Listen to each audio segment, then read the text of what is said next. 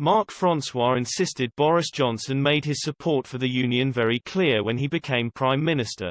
Tory MP Marc Francois insisted that all MPs within the Conservative Party needed to show the people within Scotland that the UK is better altogether. While speaking on GB News, Mr Francois insisted Boris Johnson made a statement of intent regarding Scotland and its place in the Union when he became Prime Minister.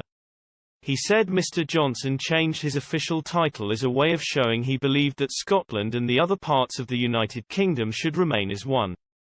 Mr Francois said, "Even as an English Southern Tory MP, I passionately believe in the power of the awesome foursome, as Boris Johnson calls it.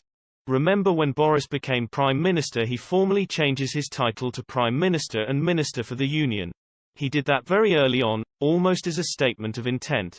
There are many talents in the Conservative Party and we all need to work together really hard to persuade the people of Scotland that we are better together."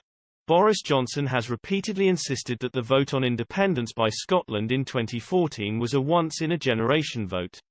First Minister Nicola Sturgeon has argued that post-coronavirus, Scotland must think about how it wants to build back better. However, she has also admitted that the biggest focus right now should be on recovering from coronavirus rather than independence. In a letter to Boris Johnson this week, the SNP leader said she wanted to have a joint discussion regarding an effective recovery from the COVID-19 pandemic. In a tweet showing the letter on Monday, Ms Sturgeon added the caption, "I understand the PM will visit Scotland later this week.